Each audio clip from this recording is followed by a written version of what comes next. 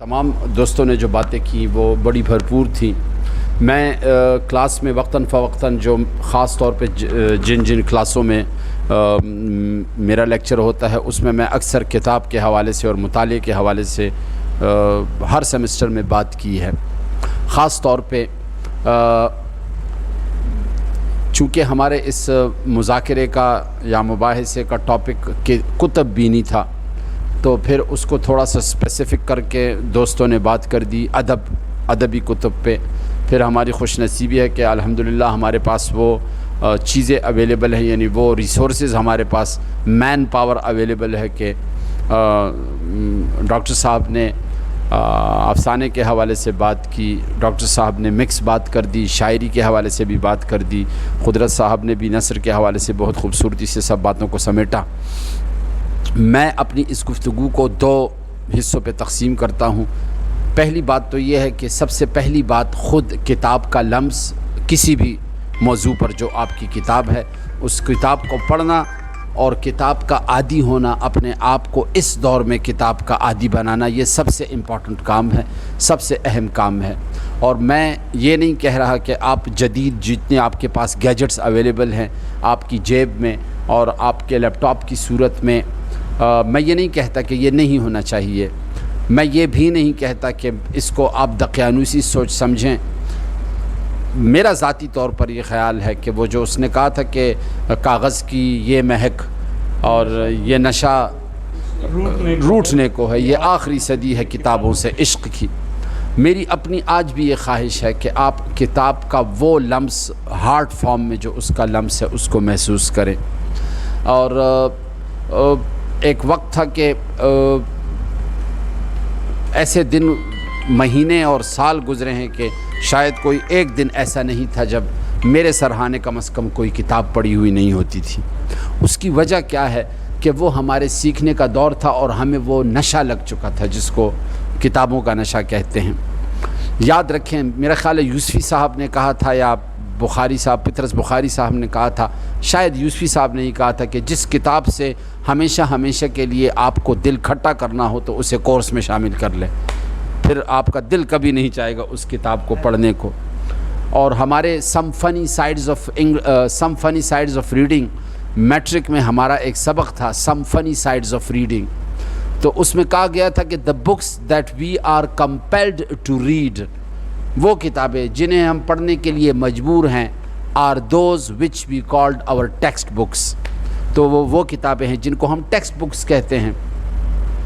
लेकिन जब आप अपनी सतह पर बात करते हैं तो आपका कोई टेक्स्ट बुक नहीं है, लेकिन हर अदब की किताब आपकी टेक्स्ट बुक है।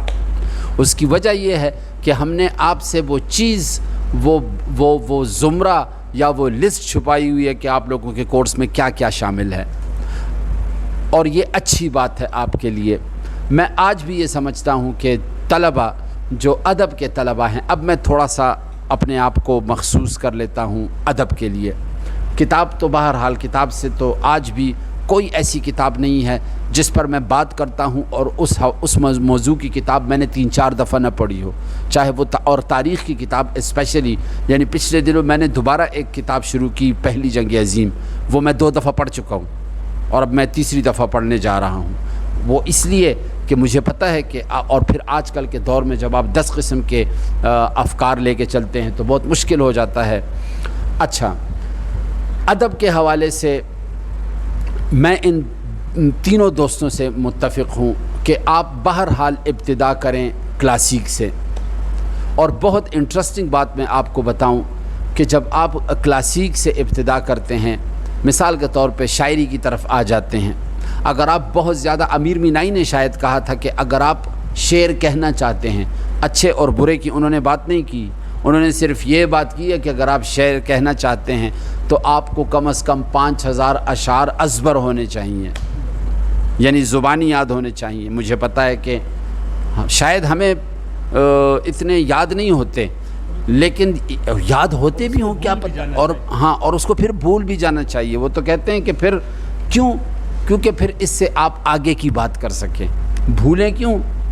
उस जब वो कहते हैं ना कि भूल भी जाना चाहिए, तो वो क्या बात होती है कि हम आपस में जब बात कर रहे होते हैं तो हम किसी शायर का हवाला दे देते हैं کسی شاعر کے شعر کا حوالہ، اس کا مطلب یہ ہم نہیں بھولے. وہ بھولنے کا اصل میں مطلب کیا ہے کہ اب آپ اگر خود شعر کہنا چاہتے ہیں تو اس سے آگے کی بات کریں. اب اس سے آگے کی بات پھر وہ الگ بات ہے کہ لہجہ نیا ہو، لفظیات آپ کے پاس نہیں ہوں، یا موضوع سے آگے بڑھ کر بات کی گئی ہو. اب فراز اگر کہتا ہے کہ ہم محبت میں بھی توحید کے قائل ہیں، فراز ایک ہی شخص کو محبوب بنائے رکھا. قاسمی کہتے ہیں میں محبت میں بھی توحید کا قائل ہوں مگر ظلم ہے حسن پہ پابندی آداب وفا. اب مجھے اس سے زیادہ اس شعر نے گھیر رکھا ہے کیونکہ قاسمی صاحب نے آگے کی بات کر دی ہے. یہ بہرحال یہ ایک الگ بحث ہے. آتے ہیں اس بات کی طرف کہ آپ نے کرنا کیا ہے.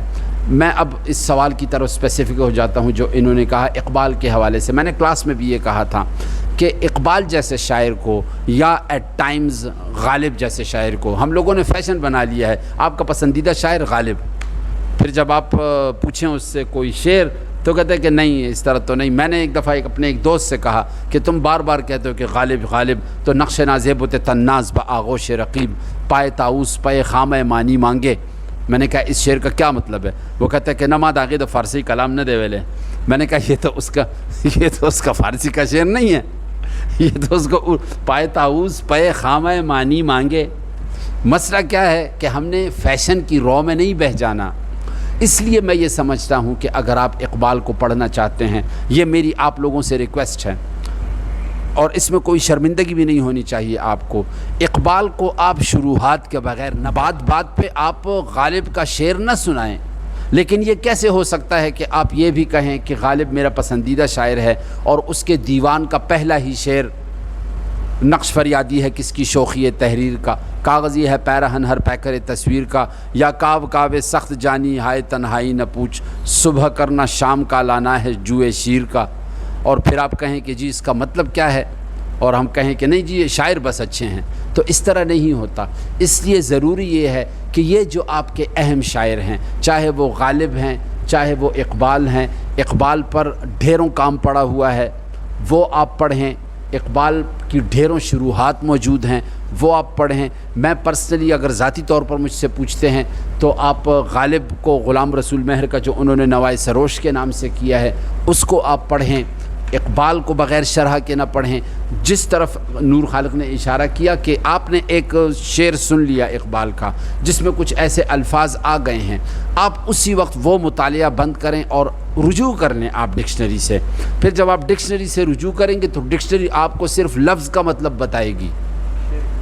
شعر کی تفہیم یا شعر کا مفہوم آپ کو جانا پڑے گا استاد کے پاس، آپ کو جانا پڑے گا آپ کی شرح کی کتاب جو اویلیبل ہوگی اس کے پاس. تو کوشش یہ کریں کہ آپ جو امپورٹنٹ شعراء ہیں آپ کے، جب بھی آپ ان کو پڑھیں. مثلا جدید افسانہ ہے یا جس طرف ڈاکٹر صاحب نے اشارہ کیا کہ وہ افسانہ نگار جن کے ہاں ذاتی علامتیں آ گئی ہیں تو پھر بندہ بڑا کنفیوز ہو جاتا ہے. مثلا ہم سب کو پتہ ہے کہ وہ جو شاعر نے کہا تھا کہ یہ کہہ کے اس نے دریچوں کی نظر کر ڈالے، یہ پھول زرد ہیں اور آنسوؤں سے تر بھی نہیں. اب زرد پھولوں کا حوالہ جہاں آئے گا، یا ڈاکٹر صاحب جانتے ہیں ہمارے افسانے کا اچھا نام بڑا نام جانتے ہیں کہ زردی کا حوالہ کس چیز کا حوالہ ہے علامت میں. لیکن جہاں جہاں افسانہ نگاروں نے خاص طور پہ کچھ ذاتی علامتیں، تو پھر اس افسانہ نگار کی سائیکو انالیسس کی طرف جانا پڑتا ہے. بات چل رہی تھی کہ غلام عباس کے تقریباً ہر افسانے میں یہ چائے کا کھوکھا کیوں ملتا ہے. یہ الگ سے ایک سوال تھا کہ جی ان کے اکثر افسانوں میں آپ کو ملے گا کہ جی چائے کا کھوکھا، اس کا ایک کردار جاتا ہے چائے کے کھوکھے سے یا پان کی دکان سے سگریٹ اٹھاتا ہے. تو کیوں ایسا ہوتا ہے؟ اب یہ وہ سائیکو انالیسس کی طرف بھی آپ کو جانا پڑتا ہے. تو اینڈ رزلٹ اس کا یہ نکلتا ہے کہ جب بھی آپ ادب کا مطالعہ کریں تو اس شاعر یا افسانہ نگار سے آپ مکمل فائدہ اسی وقت لے سکیں گے جب آپ اس کے پیرالل تنقید بھی پڑھ سکیں اور ان شعراء کی شروحات سے بھی استفادہ کر سکیں. امید ہے کہ اس پہ بہت سی باتیں ہو سکتی ہیں، لیکن چونکہ آج اچھی بات یہ ہے جس طرف ڈاکٹر صاحب نے اشارہ کیا کہ حالات چاہے جیسے بھی ہوں تو ہم نے اس تسلسل کو ٹوٹنے نہیں دینا اور سلسلہ ہم نے اس کو جاری رکھنا ہے. میں اپنی بات یہیں پہ ختم کرتا ہوں.